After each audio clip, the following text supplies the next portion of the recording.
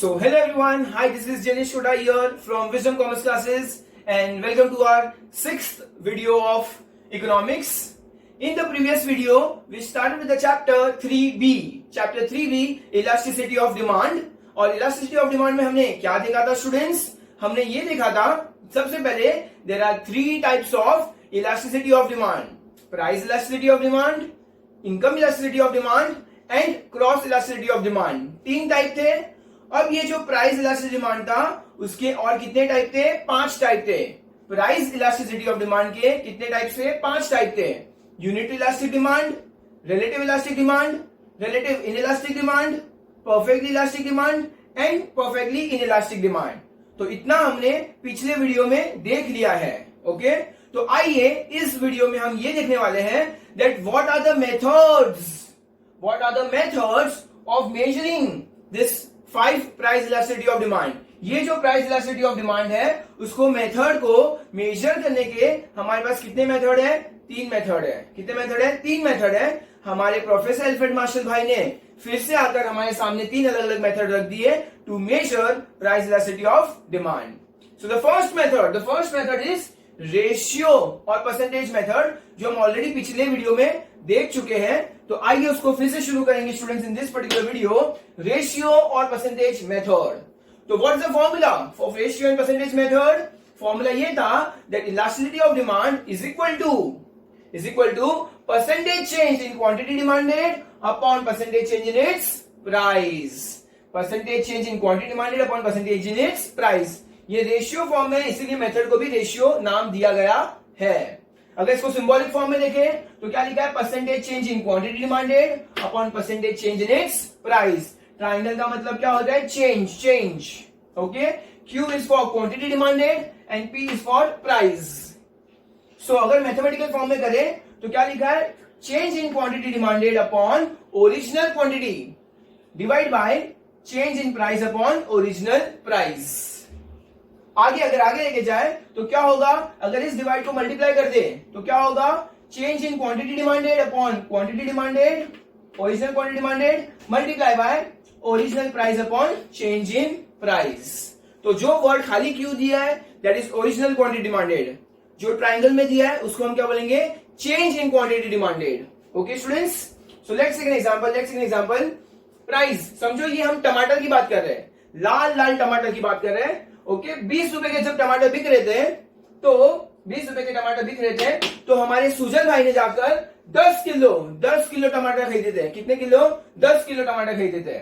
But तभी जब price 20 से 25 हो गया, भाव बढ़ गया. Higher the price, low the demand. Inverse relationship of price and demand. Okay, तो जब प्राइस बढ़ गया तो डिमांड क्या हो गई? कम हो गई. डिमांड कम हो गई. 10 किलो से 9 किलो की डिमांड हो गई. अब सुजल भाई सिर्फ जाकर 9 ही किलो क्या लेकर आए? टमाटर लेकर आए. तो अगर हम इस फिगर को हम फॉर्मूला में डालेंगे तो लेट्स सी. सबसे पहले elasticity of demand is equal to, tell me what is the change in quantity demanded. Change in quantity demanded कितना है? 1. 10 से कितना हो गया? 9 हो गया. Change in quantity demanded is 1 upon what is the original quantity? 10 into what is the original price? 20. Original price 20 है. And last what is change in price? Change in price कितना हुआ? 20 से 25 हो गया. दैट इज 5 का फर्क है. तो let's see, 0 cut. 5 divided by 2 कितना होगा? 0.4. ओके, हाँ, तो 2 आ जाएगा, 20 हो जाएगा, तो 0.4 समवेयर. तो अब ये क्या हो गया? ED is equal to less than 1. ED is equal to क्या हो गया? लेस देन 1 हो गया, which means it is relative inelastic demand. ये क्या हो गया? Relative inelastic demand. Okay students, तो हमें याद है अगर ईडी इज लेस देन 1 होगा तो उसको हम क्या बोलेंगे? Relative inelastic demand. सो ये हमारा कौन सा मेथड है? रेशियो और परसेंटेज मेथड, जो हम ऑलरेडी प्रीवियस वीडियो में देख चुके हैं. आइए अब हम शुरू करेंगे हमारे मेथड नंबर 2 से. Method number 2 which is total expenditure method. Total खर्चा मेथड. एक्सपेंडिचर मतलब क्या होता है? खर्चा मेथड. तो अगर मुझे टोटल खर्चा देखना है, अपना टोटल खर्चा, तो मैं क्या करूंगा? फॉर्मूला क्या लेगा? Price into quantity demanded. समझो मैंगो की बात करें, समझो हम मैंगो की बात करें, एक डजन मैंगो 200 रुपए का है। ओके, एक डजन मैंगो कितना, 200 रुपए का है। और मम्मा बाजार से 10 डजन लेकर आई, 10 डजन। ओके, तो प्राइस कितना है, 200। क्वांटिटी डिमांडेड कितनी है, 10। तो बताओ टोटल खर्चा कितना होगा, 200 इंटू 10, 2000। 200 इंटू 10 कितना होगा, 2000 रुपया। तो टोटल खर्चा कितना होगा, 2000। तो ये जो मेथड है, ये मेथड क्या करेगा, ज्यादा फोकस किस पे करेगा, ज्यादा फोकस करेगा सिर्फ और सिर्फ खर्चे पे। और उस एक्सपेंस को वो लोगों ने क्या नाम दिया है, outlay. Can you see the word over here, outlay. Okay students, देखो ये तीन चीजें तो हमने ऑलरेडी प्रीवियस लेक्चर में पढ़ ली है। Whenever ED is more than 1, that will be called as relative elastic demand. Whenever ED is equal to 1, it is called as unitary elastic demand. And whenever ED is less than 1, it is called as relatively inelastic demand. ये हमने previous lecture में पढ़ लिया है। तो आइए अब हम एग्जाम्पल की बात करेंगे। इस एग्जाम्पल के लिए आपको ये फॉर्मूला याद रखना है, total expense is equal to price into quantity demanded. Okay, तो अब एग्जाम्पल के ऊपर कॉन्सेंट्रेट करेंगे students. Let's see if you can see the example properly or not. चलो, I guess everything is clear. सबसे पहले प्राइस यहाँ पे तीन बालक के नाम दिए, A B C. Let's assume A is Aryan, B is Bhavya and C is Chirag. Okay, हम तीन नाम अज्यूम कर दे, A B and C। तो सबसे पहले आर्यन की बात करेंगे स्टूडेंट्स। दो चीजें दी यहाँ पे, प्राइस 10 रुपया और 20 रुपया। ओके, प्राइस क्या हुआ है, 10 रुपया और 20 रुपया। ओके स्टूडेंट्स, तो जब प्राइस में चेंज हुआ, जब प्राइस कितना था, 10 रुपया था। Okay, quantity demanded in units. Okay, quantity demanded in units हम अज्यूम करते हैं टमाटर की बात कर रहे हैं। ओके, तो जब 10 रुपए का भाव था तो आर्यन जाके 6 किलो टमाटर लेकर आया। कितने, 6 किलो टमाटर। लेकिन भाव बढ़ गया, 10 से कितना हो गया, 20 हो गया, भाव बढ़ गया। तो अब आर्यन कितने लेकर आया, सिर्फ 5 किलो टमाटर ही लेकर आया। तो look over here, 10 into 6, price into quantity demanded 60। तो जब 10 रुपए का भाव था, 6 किलो टमाटर लेकर आया, तो आर्यन का टोटल खर्चा कितना हुआ, 60 रुपीज खर्चा हुआ। जब अगले दिन भाव बढ़ गया, 20 रुपया हो गया। ओके, 20 रुपया हो गया और वो 5 किलो टमाटर लेकर आया, तो उसका टोटल एक्सपेंस कितना हुआ, 100 रुपया हुआ। तो कैन आई से ए के पार्ट में ए में क्या हुआ, हम यहाँ पे आर्यन वर्ड लिख रहे हैं, I am talking about Aryan के केस में क्या हुआ, चेंज इन प्राइस से उसका एक्सपेंस बढ़ गया, and that is why ED is equal to 1। ED is more than 1। ED कितना है, मोर देन 1 है। तो यहाँ पे हम क्या बोलेंगे, ये क्या हो गया, रिलेटिव इलास्टिक डिमांड। ये क्या हो गया, relative elastic demand. Are you getting this students? तो आर्यन के केस में क्या हुआ था, जब प्राइस में बदलावट आई तो उसका खर्चा बढ़ गया, 60 से 100 रुपया हो गया। तो that is ED is more than 1 and that is why this is relative elastic demand. Next example B, let's talk about Bhavya now. Bhavya के केस में क्या हुआ था स्टूडेंट्स, पहले प्राइस कितना था, 30 रुपीज। तो 30 रुपए के भाव में वो 4 किलो टमाटर लेकर आया था। कितना, 4 किलो टमाटर। और जब 40 रुपया किलो भाव हो गया तो वो 3 किलो टमाटर लेकर आया। तो 30 into 40 120 और 40 into 3 ऑल्सो 120। तो प्राइस के चेंज होने से, चेंज इन प्राइस के चेंज होने से ऑब्वियसली उसके डिमांड में भी फर्क आएगा। डिमांड में फर्क आया तो प्राइस के चेंज होने से एक्सपेंस इज सेम। पहले 4 जब किलो टमाटर लाया था तभी भी 120 रुपया लगा, जब 3 किलो टमाटर लाया तभी भी 120 रुपया ही लगा। ओके, उसका एक्सपेंस इज सिमिलर, उसने एक्सपेंस अपना बढ़ाया नहीं, खर्चा सेम रखा। तो ED is equal to 1। Okay, ED has to be 1 over here. Okay, ED is equal to 1, जिसका मतलब क्या होगा, दिस इज यूनिटरी इलास्टिक, या क्या आएगा, unitary elastic demand. And going with the last one, let's take an example of Chirag. हम चिराग का example लेंगे। चिराग के केस में क्या हुआ था स्टूडेंट्स, जब पहले 50 रुपया किलो भाव था, 50 रुपया किलो भाव, तो क्वांटिटी कितनी, उसने 2 किलो टमाटर लेकर आया था। तो उसका खर्चा कितना हुआ, 100 रुपया खर्चा। जब प्राइस 60 रुपया था तो उसने सिर्फ 1 किलो ही टमाटर खरीदा। ओके, 1 किलो टमाटर खरीदा, अब उसका खर्चा कितना हुआ, 60 रुपया। तो can I say that change in price change in price से उसका एक्सपेंस क्या हो गया, एक्सपेंस कम हो गया, उसका एक्सपेंस क्या हो गया, डिक्रीज हो गया। तो यहां पे हम क्या बोलेंगे, ED is less then one, and that is इसको हम क्या बोलेंगे, रिलेटिव इनइलास्टिक डिमांड। इसको हम क्या बोलेंगे, relative inelastic demand. Okay students, so हमें यहां पर तीन चीजें याद रखनी है। जब प्राइस के चेंज होने से अगर एक्सपेंस बढ़ेगा तो रिलेटिव इलास्टिक डिमांड, जब प्राइस के चेंज होने से एक्सपेंस सेम रहेगा तो यूनिट इलास्टिक डिमांड, और जब प्राइस के चेंज होने से एक्सपेंस कम हो जाएगा तो that is relative inelastic demand. ये तीन चीजें हमें सिर्फ याद रखनी है, 1, 2 and 3। Okay, and the formula is total expenditure is equal to price into quantity demanded. ये हमें याद रखना है। Moving forward to the third type now, point or geometric method. Okay, point और geometric method. So इसके लिए हमें क्या करना होगा, हम कैमरा को थोड़ा सा नजदीक लेकर आएंगे।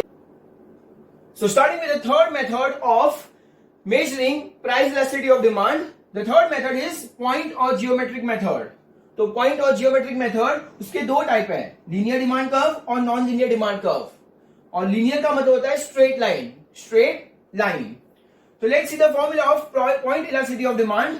It says lower segment of demand curve upon upper segment of demand curve. हमें क्या करना है, lower segment of demand curve को डिवाइड करेंगे upper segment of demand curve से। That means L upon U। ये हमें याद रखना है। So this is a diagram given to us. This part is my price, this part is quantity demanded. Okay, ये जो पूरा डायग्राम है, ये जो डिमांड कर्व है AB, The demand curve AB, it is of 8 centimetre. कितना centimetre है, 8 centimetre है। 2, 2, 2, 2, 2, 4, 6, 8, मतलब टोटल कितना हो गया, 8 सेंटीमीटर है मेरा डिमांड कर्व। और उसके ऊपर मैंने पॉइंट प्लॉट किया है, P, P1 and P2। Okay students, P, P1 and P2। So let's start. अगर मैं पॉइंट P के पॉइंट से देखूं, मैं यहां से स्टार्ट करूंगा पॉइंट P। अगर मैं पॉइंट P के अकॉर्डिंग देखूं, पॉइंट P के accordingly, what is my formula, lower upon upper. Okay students, so lower कितना हो गया, PB, क्या होगा ये, PB upon PA। So PB upon PA, तो that comes to how much, देखो PB तो मतलब ये कितना हो गया, 2 and 2 4 centimetre, 4 upon 4 is equal to कितना होगा, 1 होगा। तो at point P ED is equal to 1 मतलब क्या हो गया, वो यूनिटरी हो गया, unitary elastic demand. Okay students, unitary elastic demand. Let's see from point P1। अगर हम पॉइंट P1 के पॉइंट से देखें, पॉइंट P1 तो क्या होगा, अगेन लोअर अपॉन अपर आएगा। तो लोअर कितना हो गया, P1B अपॉन कितना होगा, P1A which comes to how much, P1B कितना हो गया, सिर्फ 2 सेंटीमीटर, और ये कितना हो गया upper, 6 centimetre, 2 upon 6, that comes to how much, 0.33। तो 0.33 हो गया, मतलब क्या हो गया, ED इज लेस देन 1। तो ये हमारा क्या हो जाएगा, relative inelastic demand. Less than 1 मतलब रिलेटिव इनइलास्टिक डिमांड हो गया। Let's see from point P2 देखेंगे हम। पॉइंट P2 क्या होगा, अगेन L अपॉन U। तो पॉइंट P2 क्या होगा स्टूडेंट्स, P2B, हमेशा लोअर पे रहेगा, P2B अपॉन P2A।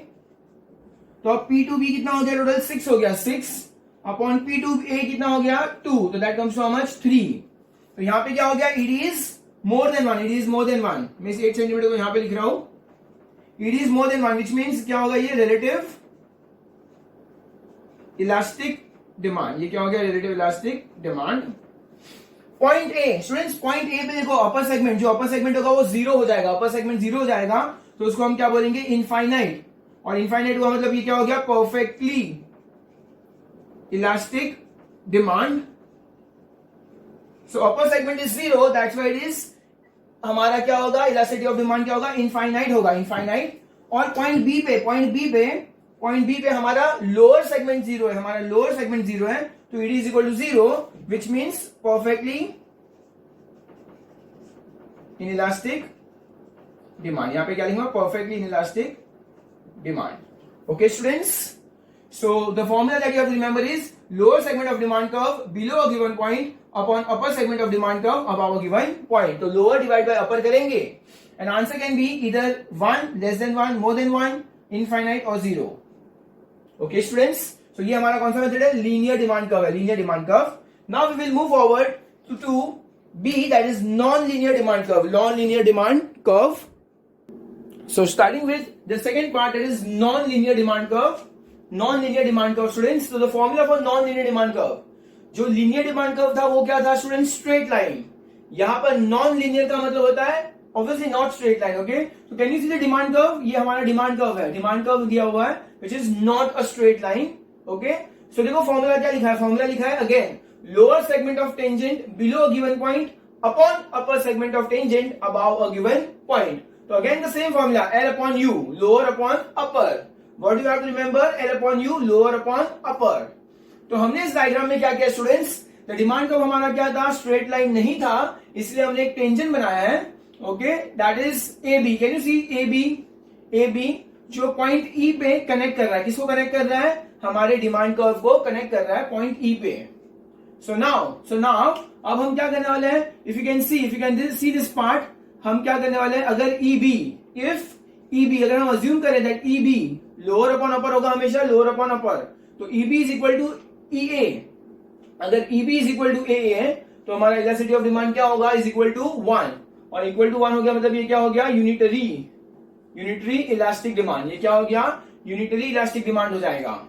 इफ मैं अज्यूम करूं लोअर, अच्छा लोअर अपॉन अपर होगा तो लोअर क्या है? EB. अगर ये EB इज मोर देन 1, अगर EB इज मोर देन 1 तो हमारा इलास्टिसिटी ऑफ डिमांड क्या होगा? ऑब्वियसली मोर देन 1 होगा. और अगर मोर देन 1 होगा तो ये क्या हो जाएगा? Relative elastic demand.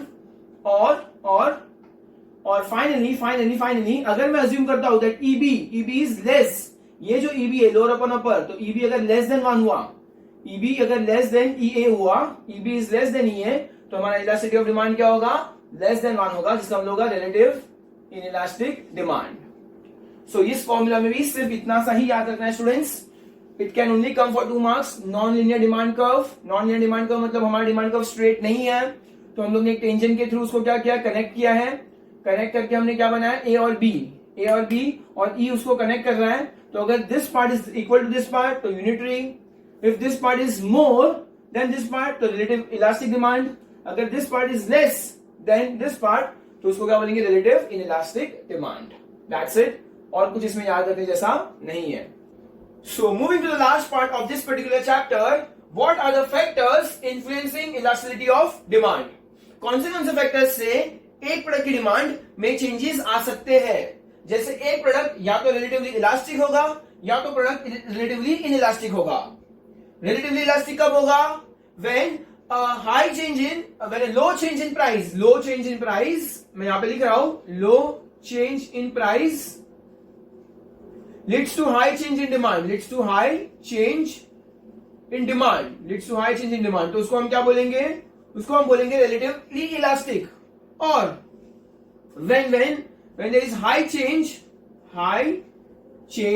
in price leads to low change in demand. low मतलब less, मैं यहाँ पे less वर्ड लिख रहा हूं, less change in demand, तो उसको हम क्या बोलेंगे? रिलेटिवली इनइलास्टिक बोलेंगे. जैसे first one nature of commodity. समझो अगर एक कमोडिटी अगर वो नेसेसरीज गुड्स है, एकदम इंपॉर्टेंट गुड्स है, तो उसकी डिमांड कैसे होगी?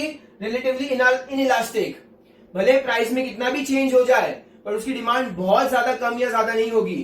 क्यों नहीं होगी? Very less change in demand. क्यों?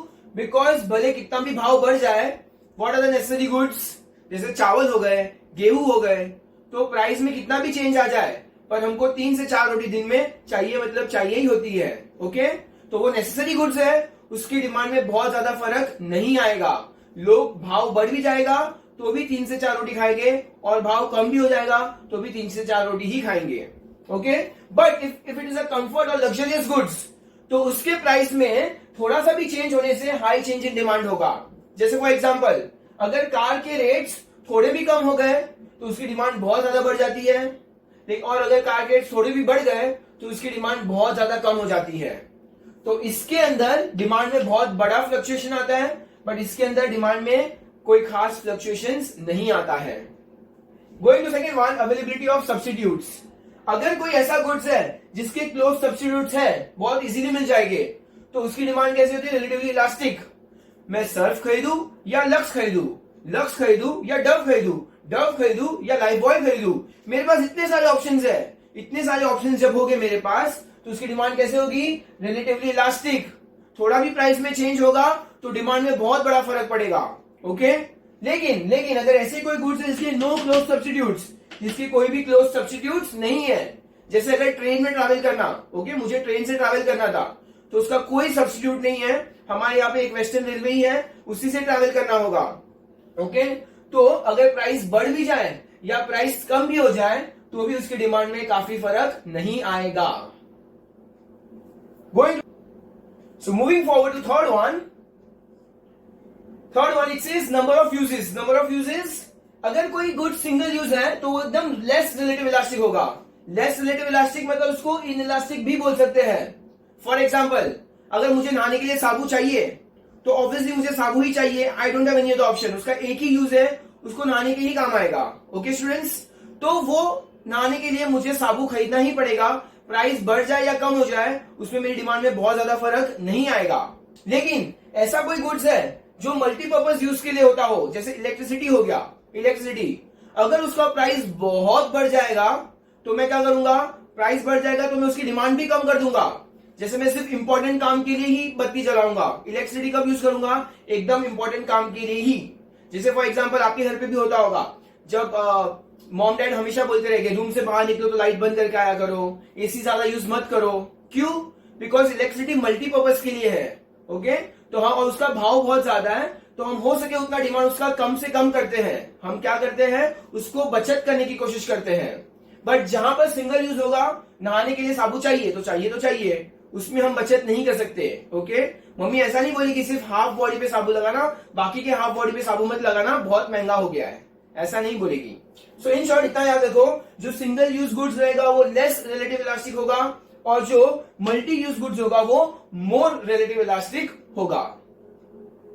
Next is habits. Fourth one is habits. Supposing if somebody is addicted, अगर कोई इंसान एडिक्टेड है गुड्स, ड्रग्स से, ओके, तो उसकी डिमांड कैसे रहेगी? उसकी डिमांड काफी चेंज नहीं होती। जैसे लॉकडाउन भी चल रहा है, बट जैसे ही शराब की दुकान खुली, इतनी बड़ी लंबी लाइन लग गई। इतनी लंबी लाइन क्यों लग गई? Because this people are addicted. भाव डबल कर दिए गवर्नमेंट ने, भाव डबल कर दिए, फिर भी डिमांड में कोई खास फर्क नहीं पड़ा। उतनी की उतनी डिमांड है। पहले भी 100 लोग दारू पीते थे, आज भी 100 लोग दारू पी रहे हैं। क्यों? Because they are addicted. So whenever a people is addicted to something, so high change in price but very less change in demand. Demand में कोई काफी चेंज नहीं आया है। लेकिन supposing if you are not addicted, okay, तो उन सारी चीजों में हम क्या करते हैं? हम उसकी डिमांड होती है रिलेटिव इलास्टिक, थोड़े भी प्राइस चेंज होने से उसकी डिमांड में काफी बड़ा चेंज आता है। Next is fifth one, durability. Durability मतलब जो गुड्स ड्यूरेबल रहेगा, ड्यूरेबल मतलब लॉन्ग लास्टिंग रहेगा, लॉन्ग लास्टिंग, ओके, उसकी डिमांड कैसे हो सकती है? उसकी डिमांड रिलेटिवली इलास्टिक होगा। उसमें हम वेट कर सकते हैं, टाइम आने पर हम खरीदेंगे, या तो फिर जब उसका प्राइस कम होगा तो उसकी ज्यादा डिमांड करेंगे और घर पे स्टोर कर देंगे, बिकॉज वो लॉन्ग लास्टिंग है। ओके, लेकिन ऐसे कोई गुड्स पेरिशेबल गुड्स है, पेरिशेबल गुड्स की क्या होती है? Relative inelastic demand. Inelastic demand क्यों कहा गया है? बिकॉज अगर प्राइस में काफी चेंज आने से भी उसकी डिमांड तो उतनी की ही उतनी रहती है। ओके, क्यों? जैसे बनाना, फॉर एग्जाम्पल बनाना, ओके, ऐसा नहीं होगा कि भाव बहुत कम हो गया, मम्मी 100 बनाना एक साथ में घर लेकर आई। मुझे बताओ आपके घर कभी ऐसा हुआ है कि मॉम एक साथ में 100 बनाना लेकर आई? नहीं हो, दैट इज नॉट पॉसिबल। क्यों? Because those are perishable goods, जल्दी बिगड़ जाएगी, उसको स्टोर भी नहीं कर सकते। लेकिन अगर ऐसे कोई गुड्स है जो ड्यूरेबल है, तो उसके भाव कम होने पे हम लोग बहुत ज्यादा स्टोर करके रखते हैं। ओके, जैसे गेहूं हो गया, अगर टाइम बचा, ओके, अगर हमको कम भाव मिल रहे तो मम्मी साल भर के गेहूं क्या करेगी? स्टोर करके रखेगी। सो अगर ड्यूरेबल गुड्स है तो रिलेटिवली इलास्टिक डिमांड, और पेरिशेबल गुड्स है तो relatively inelastic demand. Moving to sixth one, complementary goods. Complementary goods की डिमांड होती है इनइलास्टिक, रिलेटिवली इनइलास्टिक। जैसे कॉम्प्लीमेंट्री गुड्स कौन से होते हैं? पेट्रोल और कार। समझो अगर मैंने कार खरीद ली तो अब मुझे झक मार के पेट्रोल खरीदना ही होगा, तो पेट्रोल की डिमांड कैसे हो जाएगी, रिलेटिवली इनइलास्टिक हो जाएगी। अब मेरे पास कार है और कार चलाने के लिए मुझे क्या चाहिए, पेट्रोल। पेट्रोल का भाव बढ़ भी जाएगा पर फिर भी मुझे पेट्रोल खरीदना ही पड़ेगा, वरना मेरी कार किस काम की, है ना। सो कॉम्प्लीमेंट्री गुड्स की डिमांड हमेशा कैसी होती है, रिलेटिवली इनइलास्टिक होती है, बिकॉज उसको साथ साथ में चलना होता है, साथ साथ में चलना होता है। नेक्स्ट इज सेवेंथ वन, अगर ऐसा कोई इंसान जो बहुत ज्यादा income of the consumer, if a person is very rich, समझो मैं अंबानी हूं या मैं अंबानी का बेटा हूं, तो मुझे कोई फर्क पड़ने वाला नहीं है। इनफैक्ट मैं कभी प्राइस टैग देखूंगा ही नहीं, मुझे जो चाहिए ना वो चीज जाके खरीद लूंगा डायरेक्टली। मुझे प्राइस देखने की जरूरत ही नहीं पड़ेगी। मेरी डिमांड कैसी होगी, रिलेटिवली इनइलास्टिक, मुझे प्राइस से कोई फर्क नहीं पड़ेगा, जो चीज चाहिए मतलब मांगता ही चाहिए। या अगर समझो मैं एक्सट्रीमली पुअर हूं और एकदम ही गरीब लोग होते हैं, उनको भी प्राइस से कोई फर्क नहीं पड़ता, बिकॉज उनके पास पैसे ही नहीं होते। अरे पैसे ही नहीं होंगे तो प्राइस से क्या ही फर्क पड़ेगा, वो लोग कोई चीज खरीद नहीं सकते, उनको भीख ही मांगनी पड़ेगी। So for people who are very rich और हु आर एक्सट्रीमली पुअर, उनके लिए डिमांड कैसे होती है, रिलेटिवली इनइलास्टिक ही होती है। मतलब वेरी रिच अगर डिमांड करना तो करेंगे ही, प्राइस बढ़े या कम हो कोई फर्क नहीं पड़ेगा, और वेरी पुअर प्राइस बढ़े या कम हो कोई फर्क नहीं पड़ेगा, बिकॉज वो चीज वो डिमांड करने ही नहीं वाले हैं। Okay, so that is relatively inelastic. मतलब जो एवरेज लोग होते हैं, एवरेज लोग, we can write over here, people who are average income group, या मिडिल क्लास लोग होते हैं, उनकी डिमांड कैसी होती है, रिलेटिवली इलास्टिक होती है। Next is 8.1, urgency of the needs. अगर कोई चीज अर्जेंटली चाहिए, तो अर्जेंटली चाहिए तो बाद में उसकी डिमांड कैसे होगी, इनइलास्टिक होगी। क्यों, समझो फॉर एग्जांपल, अगर आई टेल यू एग्जांपल, मेरे एक क्लोज रिलेटिव की ऑपरेशन का टाइम था, ऑपरेशन बहुत ही क्रिटिकल ऑपरेशन चल रहा था और एकदम आईसीयू में थे, लास्ट स्टेज पे थे। तो डॉक्टर ने बाहर आके बोला कि उनको एक इंजेक्शन लगाना पड़ेगा which will cost 1 lakh rupees, 1 lakh का एक इंजेक्शन है।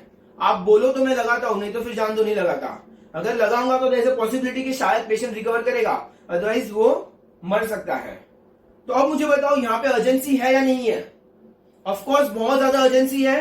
तो प्राइस एकदम हाई है, एक इंजेक्शन 1 लाख रुपए का, तो फिर भी हाई प्राइस पर फिर भी उसकी डिमांड में कोई फर्क नहीं आया, less change in demand, because वो टाइम पे ऐसा सिचुएशन था कि भले 1 लाख हो या 2 लाख हो, हमको ट्राई करना ही था, अगर हो सके तो पेशेंट को बचाना था। तो अगर एकदम अर्जेंटली कोई चीज चाहिए, जैसे अगर मुझे आज ईयरफोन चाहिए था, एकदम अर्जेंटली चाहिए, मैं शॉपकीपर के पास गया, उसने बोला 5,000 का ईयरफोन है।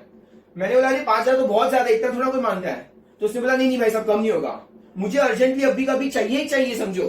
तो मैंने बोला हाँ ठीक है, 5,000 रुपया दे, लेकिन मुझे अभी earphone they they. So if the need is very urgent, the demand is relatively inelastic. But supposing needs can be postponed, need is something which can be postponed. अगर postpone कर सकते हैं तो हम वेट करेंगे, किस चीज का वेट करेंगे, भाव कम होने का वेट करेंगे। तो उस चीजों में क्या होता है, डिमांड रिलेटिव इलास्टिक होता है। And going with the last one, time period. Time period is again long run, short run. Short run मतलब यही हो गया, अर्जेंट में चाहिए। अगर एकदम शॉर्ट रन में कोई चीज चाहिए तो again demand will be relatively inelastic, और लॉन्ग रन जिसको पोस्टपोन कर सकते हैं तो उसकी डिमांड कैसे होगी, उसकी डिमांड होगी रिलेटिवली इलास्टिक होगी। Okay students, and moving to the last part, last answer, importance of elasticity of demand. First one, तो ये जो elasticity of demand professor Marshall भाई ने जो निकाला है, क्या वो प्रैक्टिकल लाइफ में, रियल लाइफ में कुछ काम का है या नहीं काम का है? तो ऐसा कहा गया है कि यस, ये जो इलास्टिसिटी ऑफ डिमांड है वो प्रैक्टिकल लाइफ में भी बहुत ज्यादा काम का है। तो आइए देखते हैं कैसे काम का है। सबसे फर्स्ट, इंपॉर्टेंस टू प्रोड्यूसर जो गुड्स प्रोड्यूस करते हैं उनको ये डिसाइड करना कि उसका प्राइस क्या होगा, उसके लिए वो लोग क्या यूज करेंगे, इलास्टिसिटी ऑफ डिमांड यूज करेंगे। जैसे समझो अगर मैं एक प्रोड्यूसर हूं, आई एम अ प्रोड्यूसर और मैं ऐसे गुड्स प्रोड्यूस कर रहा हूं जिसकी डिमांड रिलेटिवली इनइलास्टिक है, तो मेरा प्राइस क्या होगा, तो मेरा प्राइस इन केस में क्या होगा, हाई होगा। ओके, बिकॉज मैं वो गुड्स मैन्युफैक्चर कर रहा हूं, मैं वो गुड्स प्रोड्यूस कर रहा हूं जिसकी डिमांड कैसी, रिलेटिवली इनइलास्टिक है, जो नेसेसरीज है, जिसकी कोई क्लोज सब्स्टिट्यूट नहीं है, जिसके लोग एडिक्टेड है, जो पेरिशेबल गुड्स है। ओके, तो उन सब चीजों में कॉम्प्लीमेंट्री गुड्स है या बहुत अमीर लोग खरीदने वाले हैं, तो उसकी डिमांड में, उसके प्राइस में हाई रखूंगा। लेकिन समझो अगर मैं ऐसा प्रोड्यूसर हूं जिसकी डिमांड रिलेटिवली इलास्टिक है, तो उसमें प्राइस क्या होगा, उस केस में प्राइस होगा low, so from a producer point of view, the concept of elasticity of demand is very important. Second is important to government. Government को जब पॉलिसीज फ्रेम करनी होती है, टैक्स पॉलिसी फ्रेम करनी होती है, किससे ज्यादा टैक्स लेना है, किससे कम टैक्स लेना है, वो जानने के लिए भी गवर्नमेंट क्या यूज करती है, इलास्टिसिटी ऑफ डिमांड यूज करती है. उस प्रोडक्ट पर जो जिसकी डिमांड रिलेटिवली इनइलास्टिक है उसके ऊपर ज्यादा टैक्स लेगी. क्यों ज्यादा टैक्स लेगी? बिकॉज पता है कि वो तो लोग झक मार के खरीदने वाले ही है. जैसे तुमने देखा होगा ये जो एडिक्टेड गुड्स होता है, सिगरेट्स,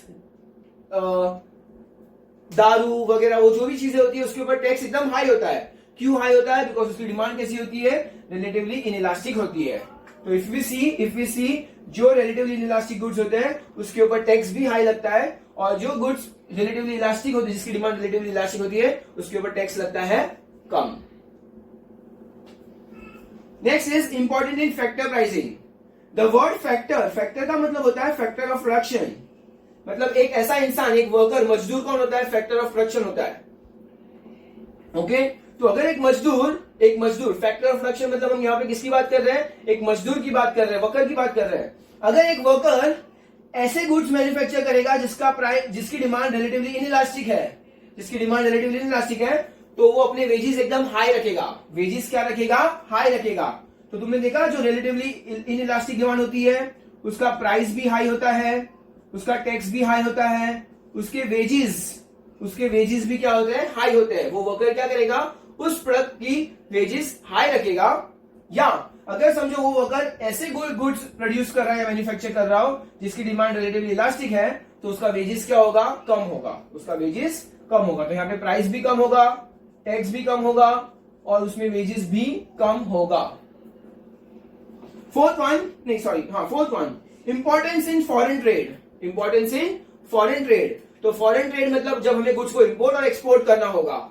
सपोजिंग मैं ऐसे कोई गुड्स एक्सपोर्ट कर रहा हूं जो रिलेटिवली इनइलास्टिक है, जिसकी डिमांड ऑब्वियसली तो रिलेटिवली इनइलास्टिक होगी, तो मैं क्या करूंगा? बहुत ज्यादा प्राइस रखूंगा, क्योंकि बाहर के लोगों को, आउटसाइडर्स, फॉरेनर्स को वो चीज खरीदनी ही होगी, बिकॉज उसकी डिमांड कैसी है? Relatively inelastic.